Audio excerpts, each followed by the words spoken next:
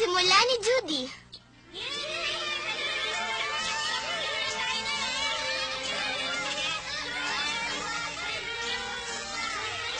Tumigil nga kayo, Judy. Bakit po? Kasi po, saan po ba ako mag-aaral ng high school? Kailan po ako aalis? Isa pa po, ano po pangalan ng tao magpapaaral sa akin sa high school? Pwede ba, tumahimik ka muna? Sasabihin ko sa'yo kung sino. Naniniwala ako natutuwa ka dahil alis ka na rito. Hindi po, hindi naman po ako natutuwa. Nakikita naman sa mukha mo. Sige, tama na yan. Makinig ka muna sa akin bago ka dumaldal. Ikaw ang siya mag-aaral ng high school. Kaya nga po, ano pong pangalan niya? Isa yung boarding school sa New Jersey. Ang pangalan ay Lincoln Memorial Girls High School. Lincoln Memorial Girls High? At yung pangalan ng taong magpapaaral sa iyo doon ay walang iba kundi si Mr. John Smith. Mr. John Smith? Siyempre, hindi yun ang totoo niyang pangalan. Isa siyang misteryosong tao.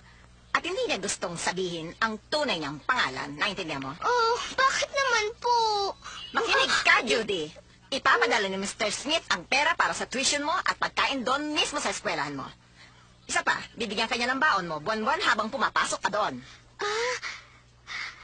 Bibigyan niya ako ng baon? Siguraduhin mong huwag mong sasayangin yon, ha? Ngayon, Judy, tandaan mo, dapat donasyon yon dito sa John Grier Home.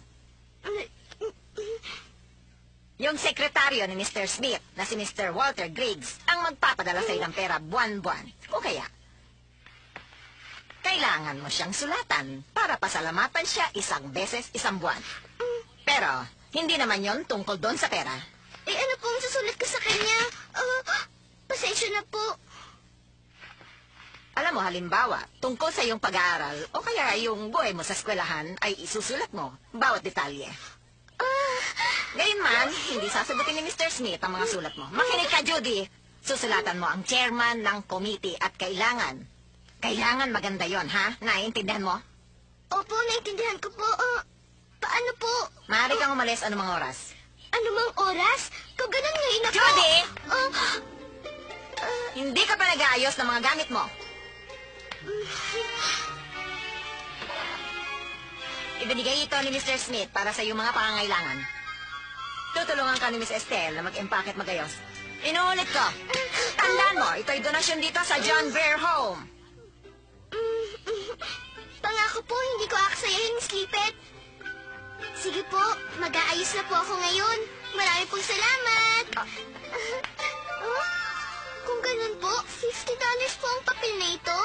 Para malaman mong hindi yan pera, isa yung tseke. $50? Pumunta ka sa bangko at papalitan mo yan ng pera. Ano kaya ang bibilin ko? Ibigay mo yan kay Miss Estelle! Kay Miss Estelle! Opo, Miss Lipet.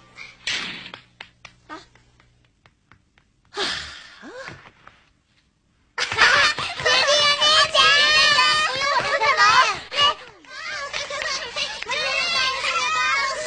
Oo nga, tama. Pasensya ka na, Emily. Kailangan ko kasi maghanda ng gamit ko. Maghahanda na rin ako. Ako rin!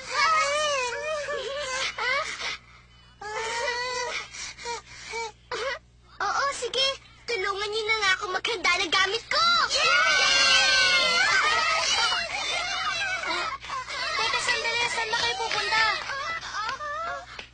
Sige na. Bumalik na kayo sa mga klase niyo. Ayoko. Tutulungan ko pa si Judy. Oo, tama. Kami rin. Kapag hindi kayo sumunod sa akin, isusumbong ko kayo kay Miss Lipet. Emily, wait. Halika na, George. Sige, tama na yan. Kamayaan na sila. Judy, ako na ang titingin sa kanila ngayon dahil papasok ko na ng high school. Kaya tumahimik ka na. Naiintindihan mo ba yun?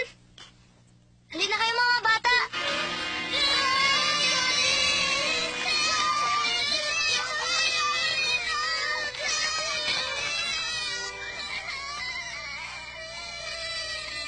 Natutuwa ako para sa iyo, Judy. Alam kong ikaw ang makakakuha ng scholarship na yun.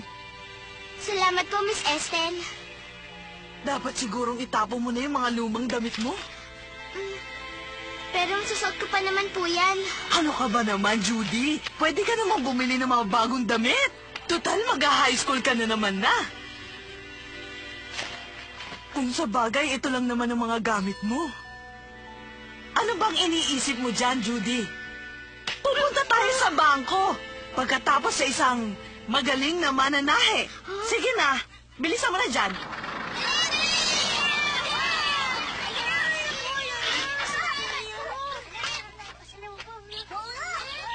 Ako kaya meron?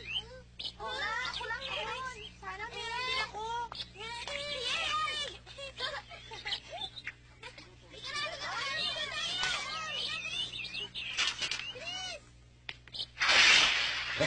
Natutuwa ako at malakas ang pangangatawan ng batang yan. Nasisiguro kung matutulungan niya tayo. Hoy! Ano ka ba? Hindi natin kailangan ng tulong. Gusto natin siya. Dahil gusto natin ang anak, ang hina mo talagang umintindi. Hindi niya alam kung anong sasabihin niya. Ha? Ayos lamang yon. Natutuwa talaga kami. Pumunta na tayo sa aking opisina para sa mga dokumento. Kalina kayo, sumunod kayo sa akin. Tayo na. Ikaw din, Tom. Halika na. Sumunod ka na. Yung balde. Ako nang bahala dyan. Babalik ako agad. Sumunod kayo sa akin. Mamimili na ba kayo ngayon? Tandaan mo, huwag mong aksayin ng pera.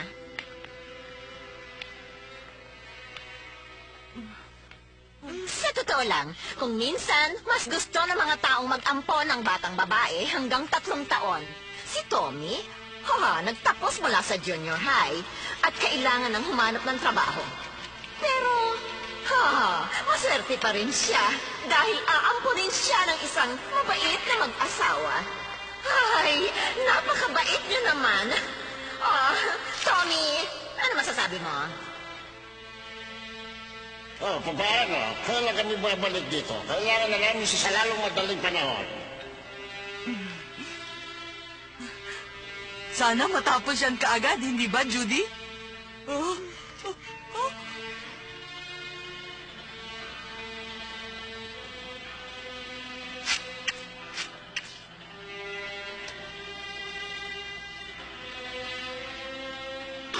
Ako na ang titingin sa kanila ngayon dahil papasok ka na ng high school. Kaya tumahimik ka na.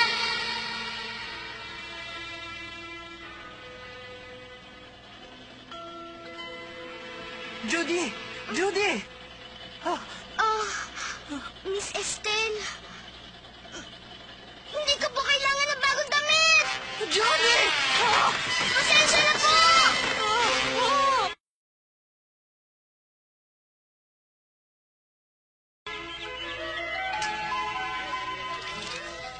Dalawampung bagong kumot, 3 dosenang sabon, 5 piraso ng upuan at lamesa. Tama na nga siguro ang mga ito. Talaga? Totoo ba yan? Sige. Ano ba nangyayari dyan, mga bata? Meron akong regalo sa inyo. Dali, pumunta kayo dito. Mga bata, dito dali.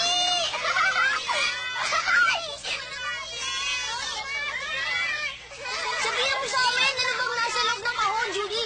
Buksan mo na, buksan mo na. Oo, bubuksan na. Si Emily na lang ba mag-aalis ng laso?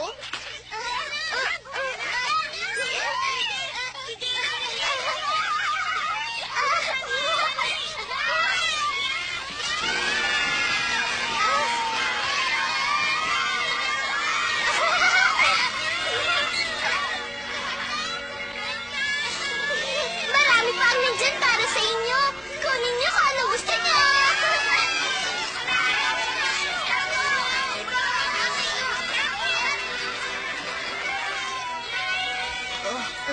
Ano nangyari dito?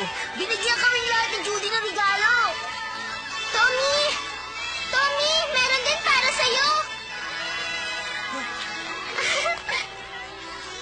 Hindi ako sigurado kung magugustuhan mo ito. Pero, tingnan mo, gusto mong mag-aral kaya para sa'yo to.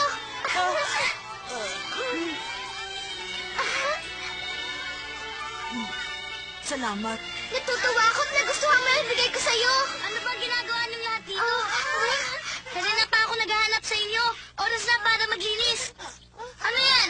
Saan niyo nakuha yan? Sadie, pasensya ka na kung naistorbo ka. Meron nga pala akong binigay sa'yo.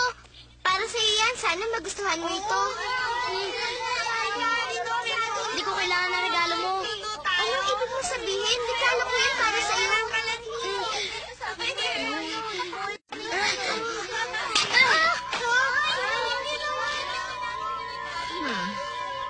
Sadie, bakit mo naman ginawa yan? Ba, Judy?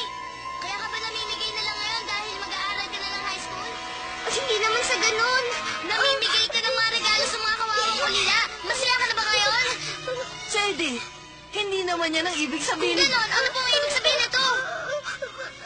Sadie, nahihirapan din si Judy. Mag-aaral siya ng mag-isa. Kung ganon, ako na lang po ang mag-aaral kung ayaw niya. Anong masasabi mo doon? Kung natutuwa kang gawin ang mga bagay na ito, ako hindi. Tommy, ganon din ang pakiramdam mo, di ba? Tommy, tinanggap mo ba yan? Hindi mo dapat ginawa yan. Matutuwa lang si Judy sa ginawa mo. Pupunta ka sa bukid, hindi ba? Paano ka makakapag-aral? Hindi totoo yung mga sinasabi mo. Huh? Sadie, hindi ako pupunta sa isang bukid para magtrabaho. Aampunin na ako. Magkakaroon na ako ng nanay at saka ng tatay. At saka magtatrabaho lang ako doon dahil tutulungan ko ang mga magulang ko sa bukid. Kung gusto... Hindi totoo yan! Hindi ako naniniwala! Hindi totoo yan! Di ba, Tommy? Sige na, sabihin mo na! Hindi yan totoo, di ba? Sabihin mo na!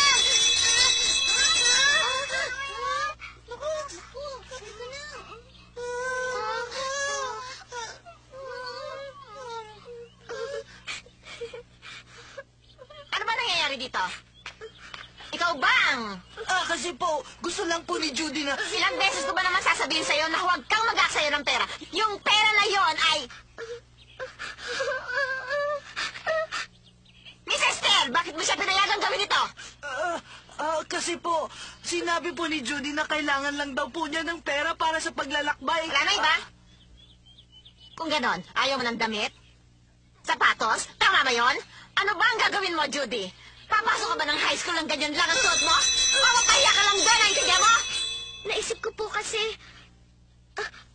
ang makapasok lang po sa high school ay sapat na po sa akin. Kaya po, pasensya na po kayo.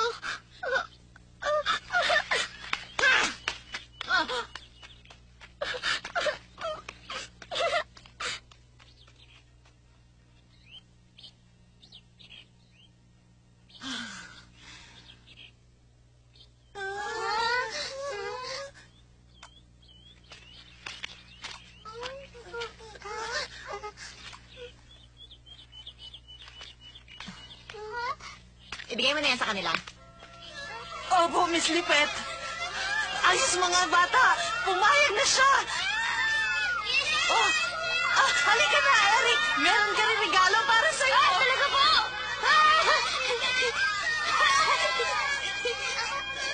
Para sa'yo yan. Si Judy mismo ang pumili niyan.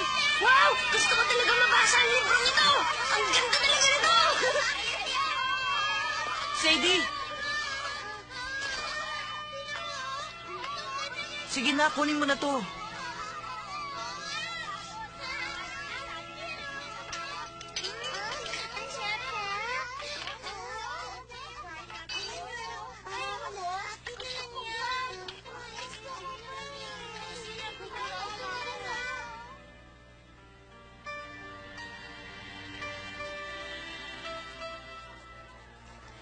Pangit nga siguro ang ginawa ko ngayong araw.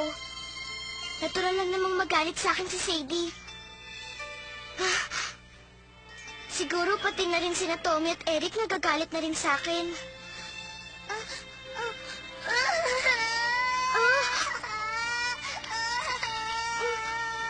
Emily! Emily! Tahan na, Emily!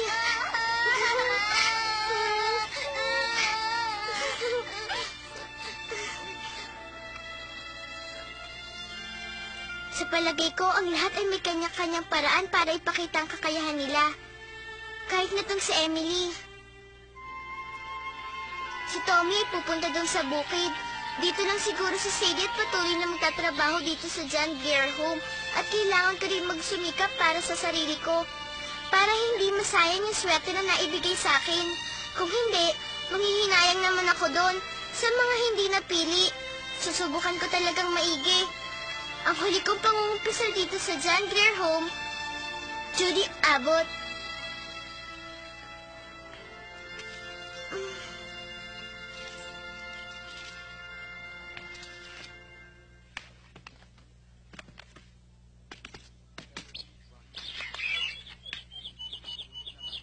Pasensya ka na, Judy. Hindi na kita maihatid dun sa istasyon. Ayos lang po yun, Miss Estel.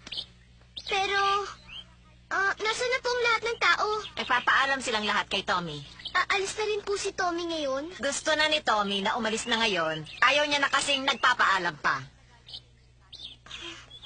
Siguro galit pa rin sila sa akin. Sige na. Kailangan mo na umalis. Opo. Tayo na. Teka, sandali lang. Miss Lipet, pangungumpisal ko po yan para kahapon. Ano ka mo? Kumpisal? Makinig ka. Galingan mo doon. Makinig ka, Judy, ha? Hindi ka na maaaring bumalik dito. Maliwanag ba? Opo. Sa wakas, makakalis ka na rin dito. Hindi ko po kayo makakalimutan, Miss Lipet. Makakalis na kayo. Opo, ma'am. Mag-iingat Paalam ka sa'yo, daw, Miss Judy. Estel. Paalam sa'yo, Miss Lipet. Salamat din sa mga kaibigan ko dito sa John Grier Home. Paalam! Paalam!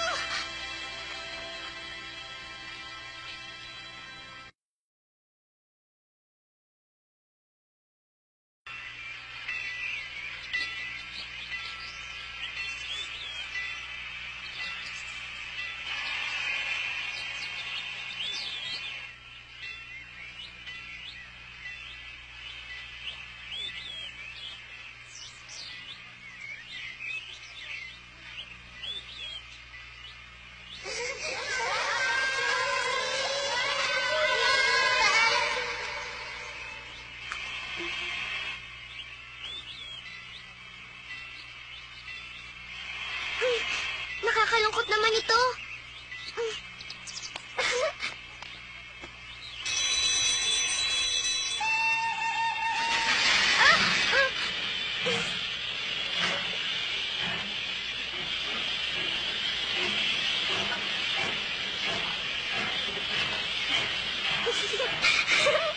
Aalis ka na, Judy.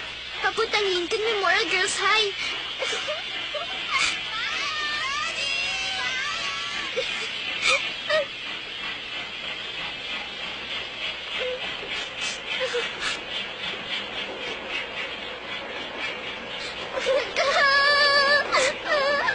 Gusto ko humingi ng tawad. Gusto ko humingi ng tawad sa kanila.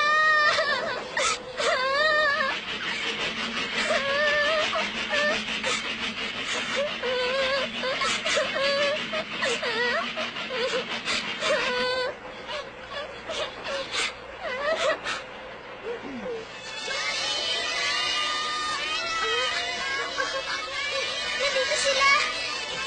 Napunta silang lahat para magpaalam sa akin. Hindi ko mabuksan ito. Tutulungan na kita iya. Salamat po. Mga kaibigan, pasensya na kayo. Hindi ko alam na nasa tanggo pala kayong lahat.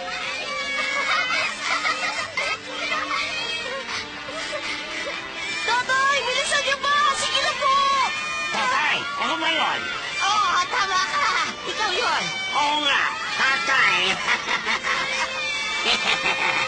Kumapit sa'yo.